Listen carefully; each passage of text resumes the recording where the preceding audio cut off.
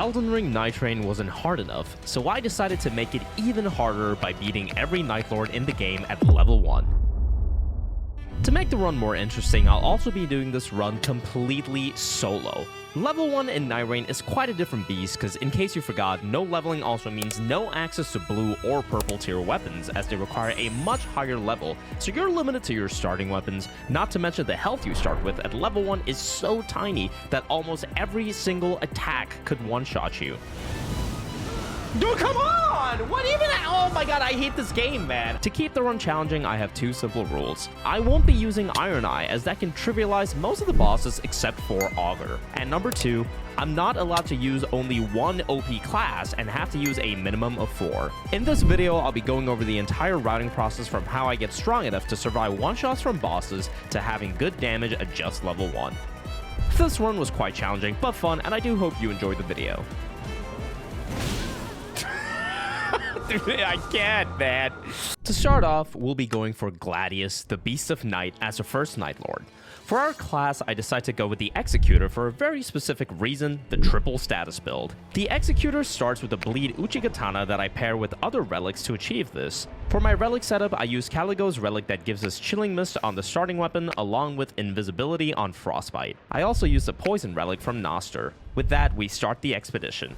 On this run, the routing is going to be a little different than your typical leveled runs. Here, we don't really optimize for the best rune rewarding bosses, but instead focus on looting just about anything and hope for the most important passive for this run, damage negation.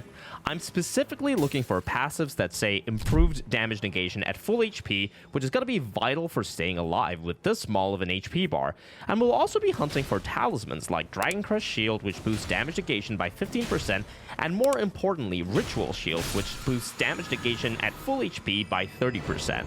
As for our damage, since we can't really wield any blue or purple weapons because of the level restriction, we're going to be using our starter weapons. But it turns out you can upgrade the starter weapon to purple tier and it won't have the same level restrictions other purple weapons have. So we always visit the mines at the start of the run to get the Smithing Stone 2 from these special enemies. This gives you a massive damage boost, as in Elden Ring a good chunk of damage comes from upgrades even without the levels. Another thing we want to focus on are the churches for flash charges, since we want to stay at full HP to activate the damage negation passive. Another damage negation passive that's really good for the run is successive attacks negate damage. This can be really good even if you're not at full health, as long as you can build up enough hits to trigger it. Now it's time to introduce the most valuable consumable item in the level 1 runs, the Wending Grace. This is a legendary item that gives you 1 free revive, and as you can imagine, at level 1, revives are priceless. When playing solo, you can get at least 2 guaranteed Wending Graces per run, 1 from any normal merchant around the map and 1 from the final merchant before the Nightlord. However, you can occasionally get more Wending Graces. One of the best things to get on this run is the Super Merchant. This merchant occasionally spawns on the map, highlighted by this town icon, and he's got a special stock of items different from the other common merchants.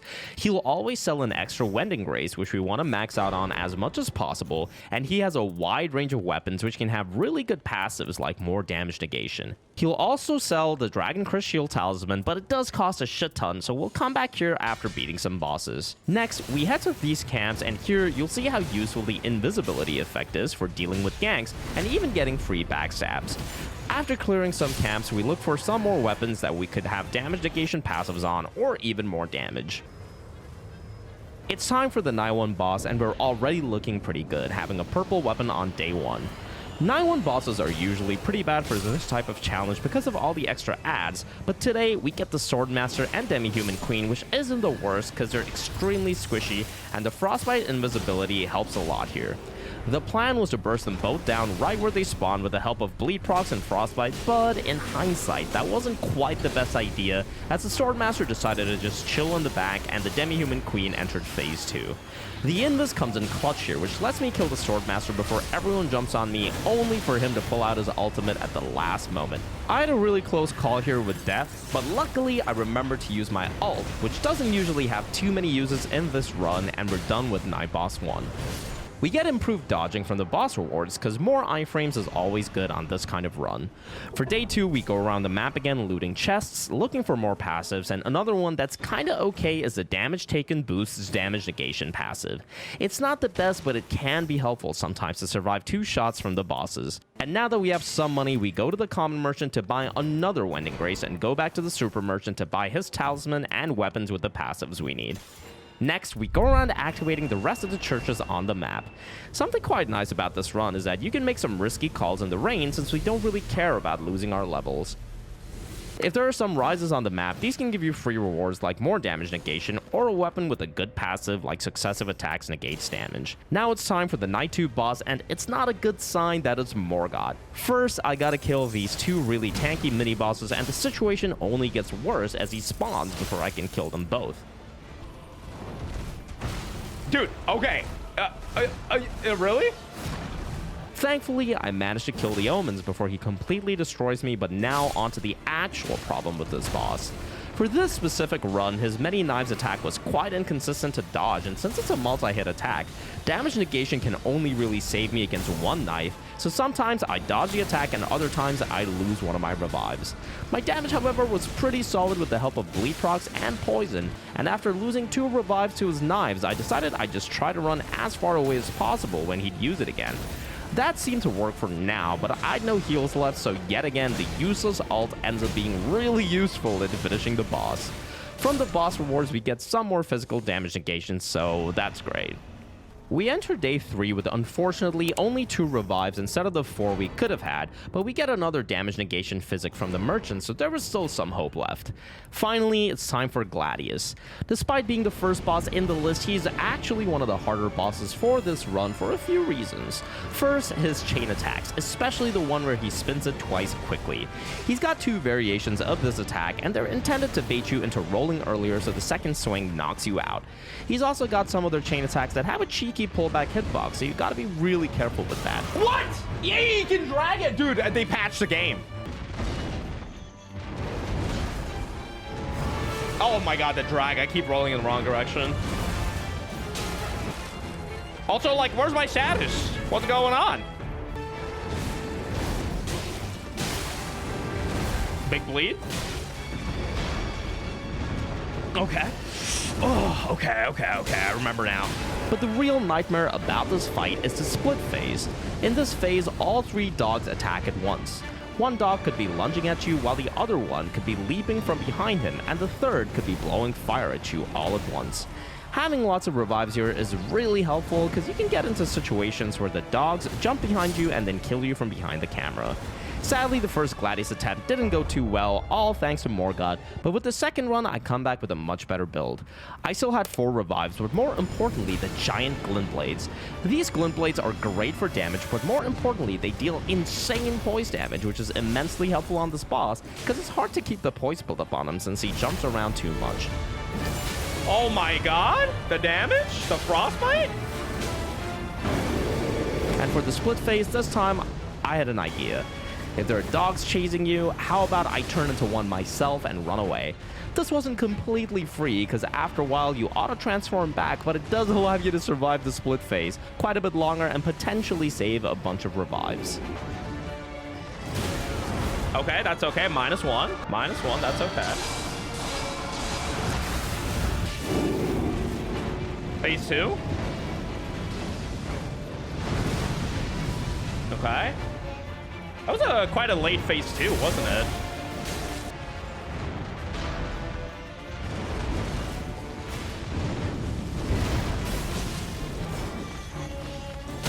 Can you follow up? Oh, a stagger!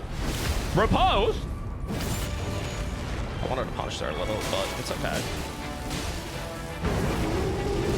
The split? Okay. Oh, are you kidding me? How? What the fuck, man?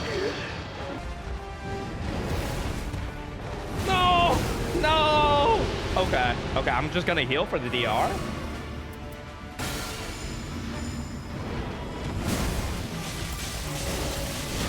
That's okay. This is okay. This is not okay! I've got one more life. It's okay.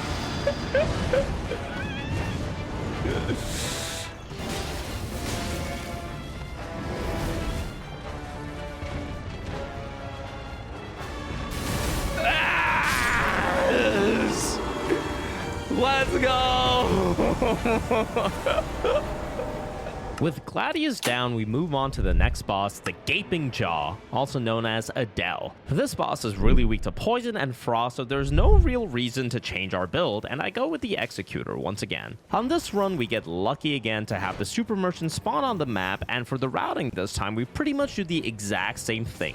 Look for damage negation passives and grab flash charges and buy Wending Graces from the merchants.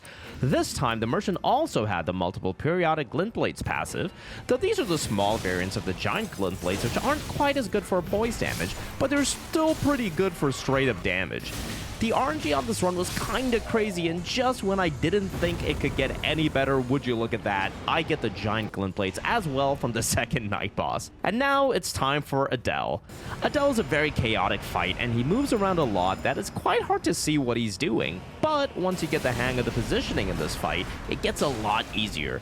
The main thing to be aware of in this fight is his grab attacks. He's got a bunch of grabs where if he gets you, he heals himself and also bleeds you, so you want to try your best to avoid those. Adele is weak to poison, so my poison Uchi does a lot of work here in phase 1. This, along with the bleed and the chilling mist, does a lot of damage, and I get into phase 2. A bleed? No frostbite though. Oh, okay. That's an early phase 2, man.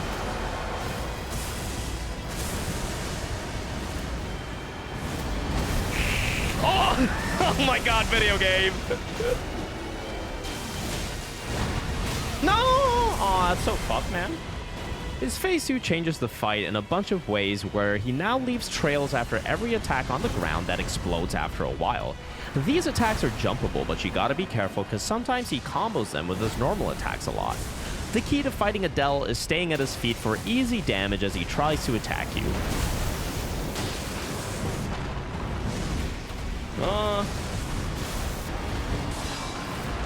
Oof.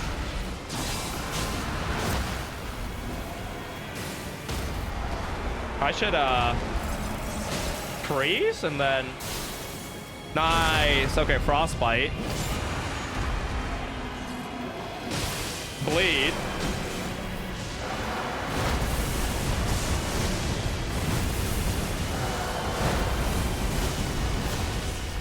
Oh, I had the stamina for that.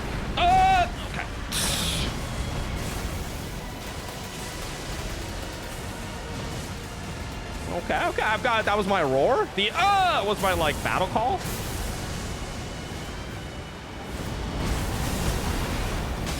Oh. Are you serious?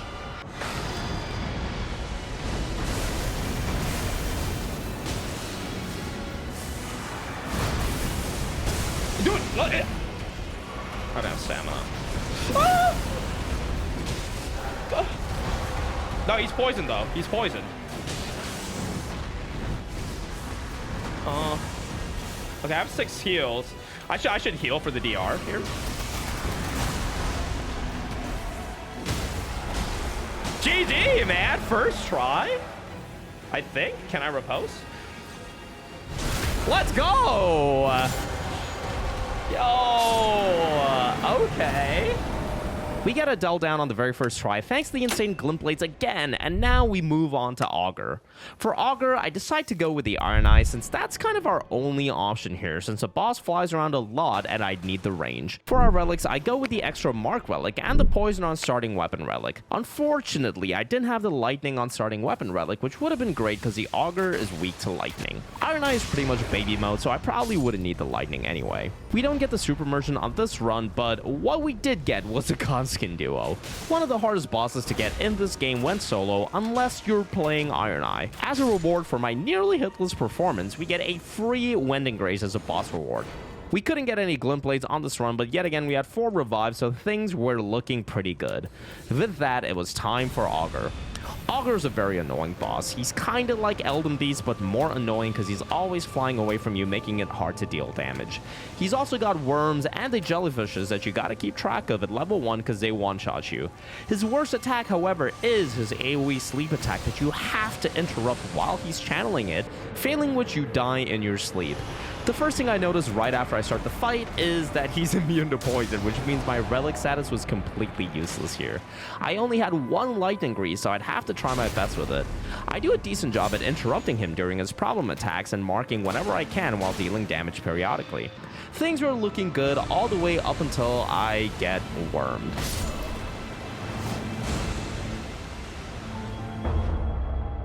Come on! Oh, bro, the fucking worm. What are you supposed to do? On my next attempt, I decided to change my relics to have frostbite instead of poison on the starting weapon, because that's something I can apply onto Augur. We still don't get much lightning, but we do get the legendary double glint blades. No frostbite, though. I got another stagger. Dude, glint blades are so strong. Like, are you kidding me? That's crazy. Oh, there's the frostbite. Fuck! Not like this, man, please.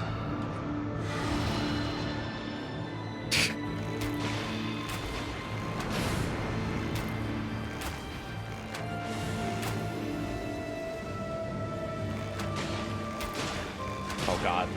Oh, God! Oh!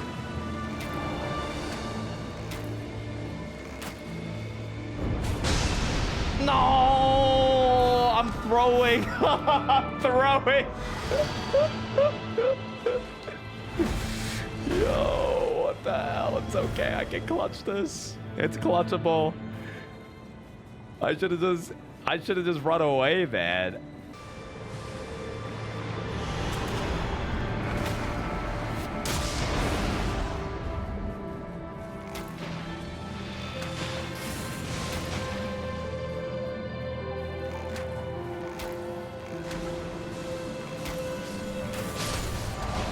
Get fucked. There it is. How did I even stagger him? Was it because I hit his little eggs? After Augur goes down, I decide to go for the Sentient Pest, and for this boss, I choose to go with Wilder. With our relic setup, I go with Wilder's grapple skill, allows a follow-up attack, because the follow-up attack deals fire damage that the Pest is weak to. I also use a Gladius relic that adds fire to starting weapon. When routing with Wilder, the setup stays the same mostly, except this time I'm also okay with picking up passives that boost my fire damage, as my Wilder build deals a decent bit of fire. Wilder's hook is really useful against the adds in most of the night boss fights to pull enemies towards you and single them out safely. With only 3 revives, we start our next Nightlord fight with the Sentient Pest, arguably the hardest boss for this challenge. The Sentient Pest fight is basically a duo boss fight where you have to focus on the Scorpion while dealing with magic attacks from the Moth. This fight is miserable to play solo, especially at level 1. The Moth can spread poison mist after each Scorpion attack in a wide AoE that does a lot of tick damage, along with the status buildup. Positioning is key here, but sometimes no matter how careful you are, the poison clouds can still get you. It looked like I took no damage, but... Oh, wait, you can't repulse this boss! What are you talking about? Okay, that's kind of fucking... That's... Okay. Oh, I'm so bad. I die. Shit, man, this guy's really hard. What do you do? The next attempt, we managed to get back here with 4 revives, and again, the double glint plates, so surely this was a sign. I also decided to stick with using Caligo's Chilling Mist relic, because the in-miss on Frostbite feels super strong on most bosses during the nights.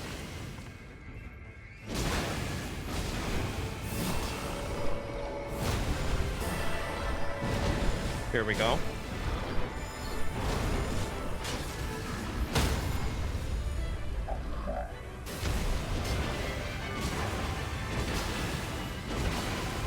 I keep forgetting I have a Chilling Mist.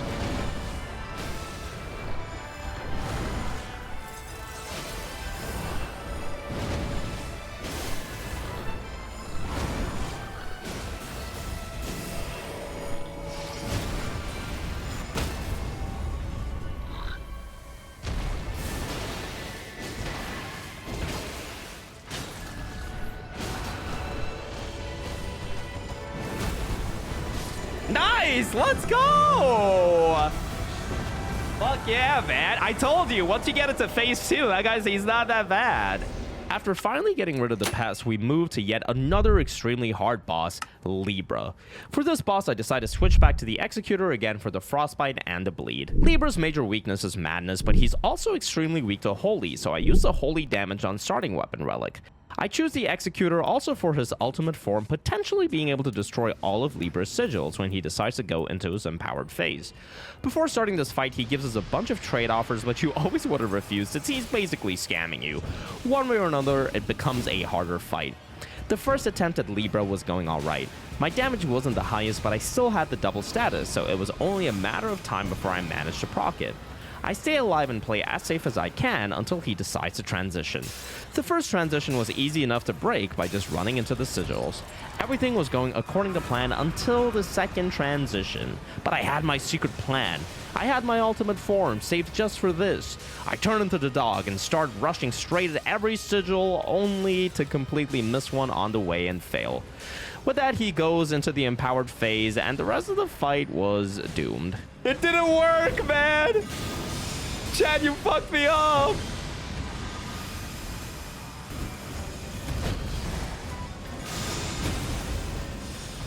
It's just kind of hard to, like, press. It's kind of hard, man. Tough. The ult wasn't that good. Help! Please! No, you bitch! The ult wasn't that good.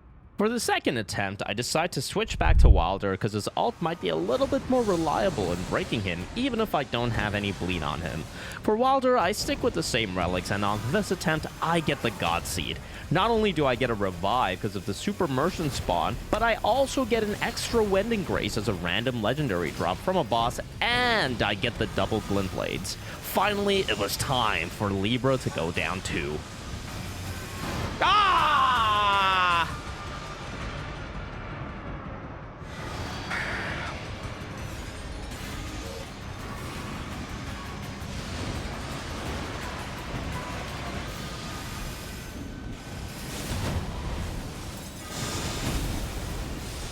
Oh! It's all coming apart. It's okay. I got this.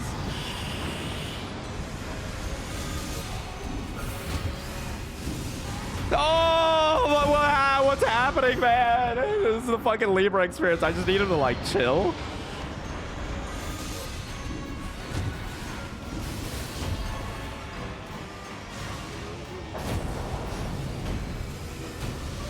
Wait, what is getting me there? I'm so confused.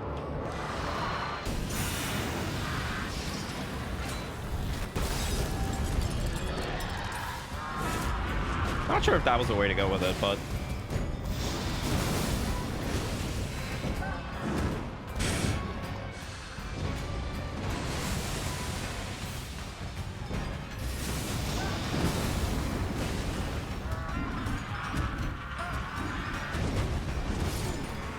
Am I dead? I lost! I thought I had one more life! Oh, he does that fucking insane, stupid move. That was a quite tragic end to this attempt, but we go again. The next attempt wasn't going as well as the previous God Seed, but we still get the small Glint Blades and 4 revives, and more importantly, I get a lot of knowledge from my previous boss attempts.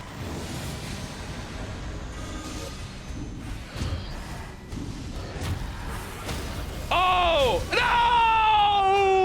What is this video game? It's actually insane, man.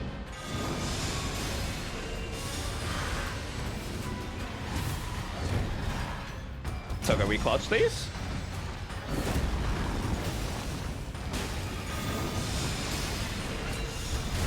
Let's go! Dude, what the fuck? Once Libra was out of the way, I decide to go for Caligo, again sticking with Wilder. For my relic setup, I had Flaming Strike on the starting weapon and Fire on starting weapon, and of course the follow-up attack relic, because what's Caligo weak to? That's right, Fire. Caligo's a very cool boss. He's got a lot of HP, and dragon fights in Elden Ring are usually a mess when it comes to hitboxes, but for the most part, Caligo's attacks and hitboxes are designed pretty well. His phase 1 is quite simple, and you can find a lot of charge R2 openings to punish with. He's got two main gimmick attacks. The first, he disappears, and you can see these wind trails appearing, leading you to where he is. You want to hide behind these rocks until he releases his huge ice wave. The second variant, you get an audio cue of cracking ice that leads you to where he is. This move is quite dangerous because you gotta get right under him to avoid any damage or roll the falling ice sky, which isn't the easiest to do. Phase 2 though, Caligo gets a lot harder. He starts comboing and following up a lot of attacks, and there's random icicles that grow on the ground that do tick damage, and they hurt. They also deal frostbite to you, so overall Phase 2 is a lot scarier. Not to mention his long flying rock throw attack.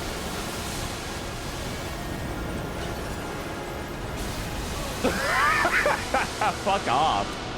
Stop walking into it. I think it just spawns randomly. I don't think there's like actually a dude, this is insane behavior right now. Oh, I have my ult. Might have been a wasted ult actually.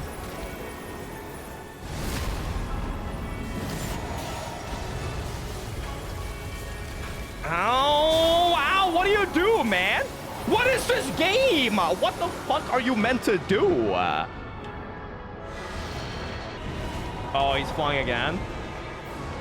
Rough.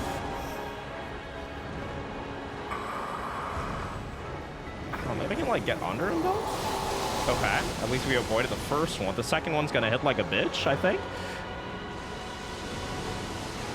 JK, I'm just that good at the video game. Oh, he's gonna fuck me up. Help! I'm alive. I live, bitch.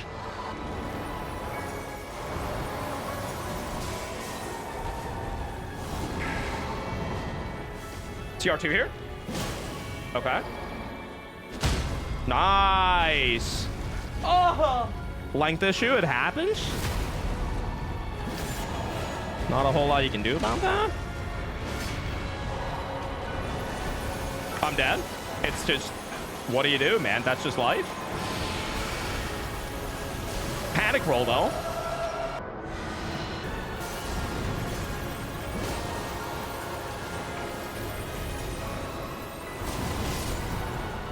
Hey! Let's go. First try, man.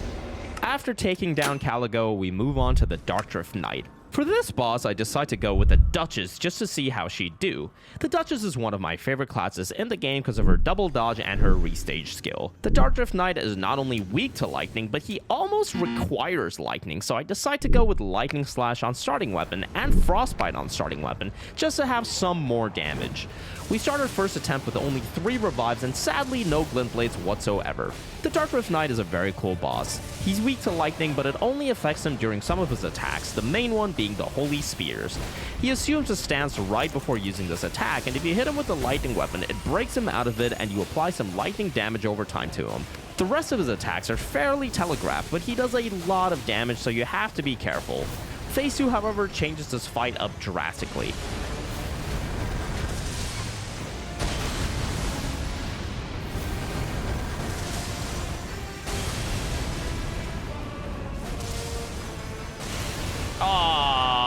Okay, I gotta time it. The damage is actually so good. What the hell? Okay, thank you for that.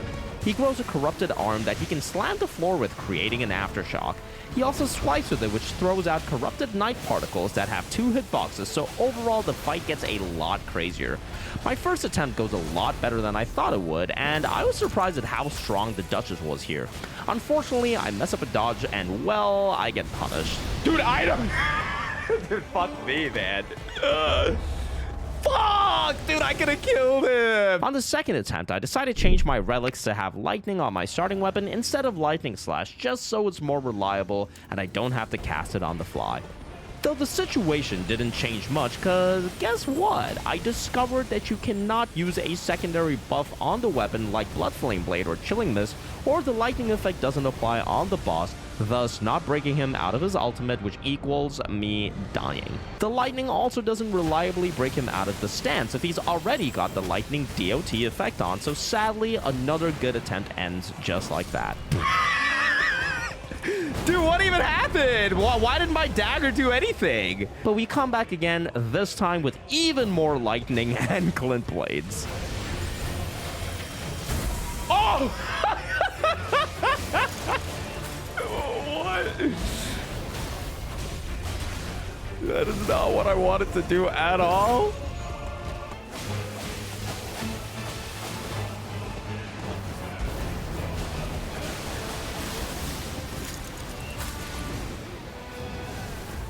Let's go!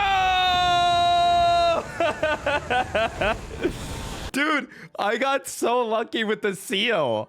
I was trying to do my fucking Ash of War, and I got so fucking lucky that the seal somehow had fucking own bolt on it. Finally, it was time for the Night aspect and the final Nightlord. For this boss, I decided to switch to Wilder again. For my relic setup, I go for Holy on starting weapon and Sacred Blade on starting weapon, which is even more holy because guess what? That's what the boss is weak to. On this run, I get one of the best shifting earths, the Noclatio City event, which is extremely powerful for a level 1 run because of the special buff you can get at the end. I rush to the end of the city on day 2, and after taking out Estelle, I get access to another free revive that also boosts damage after the revival. With 5 revives in the bank, we finally head to Hjolster the Nightlord. Hjolster is the strongest Nightlord, and he has 2 phases. His phase 1 is fairly simple and slow, but at level 1 he can one-shot you with any attack, and I really didn't want to waste any revives here. His worst attack in this phase is the Roar into Dash combo. The Roar comes out almost immediately with no tell, and it does a lot of damage unless you get away immediately.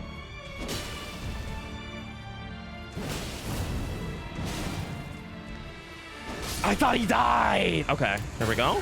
Pop everything. Phase 2, however, is the real battle. He gains a lot more attacks, and a lot of them have lingering hitboxes, so you gotta be really precise with your dodges. His 2 main new attacks are the 2 night magic attacks he uses with his greatsword. The stab into explosion attack has a really delayed hitbox, so you gotta roll pretty late.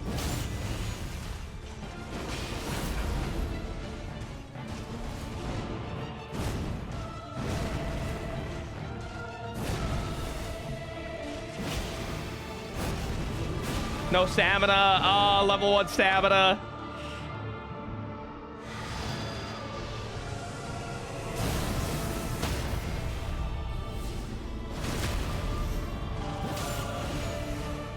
I finally get him to 50% of phase 2, but it was far from over. At this stage of the fight, he splits the sky open and picks one of several damage types to add to his attacks. Now his attacks leave a trail of explosions that you also have to dodge or risk dying to. Oh, dude, I don't... Yo, that's so unfair.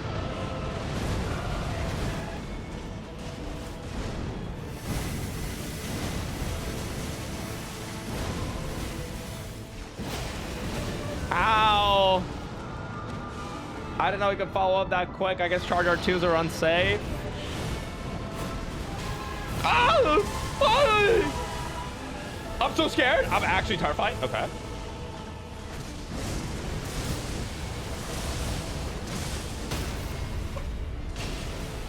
Rip off!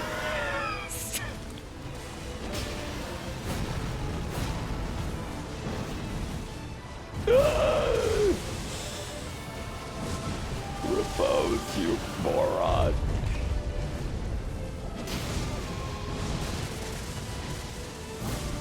I lost all my revives to a bunch of his attacks and was on my last life when this happened. Dude! Ah, I'm back, bitch! But then I remembered the special Estelle revive. With one more chance at the boss, I'll let you see how it plays out.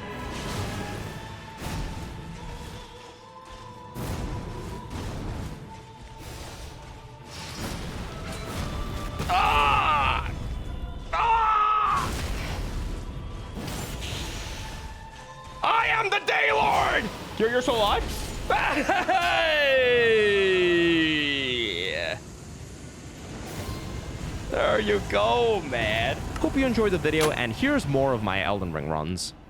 You guys thought it was over. You guys thought it was fucking over. No, man. And I had 5 more revives as well. This just goes to show anything is possible if you have 10 revives. Anything is possible if you just like keep reviving over and over every time you fucking die. You don't need skill, man. I am the Daylord!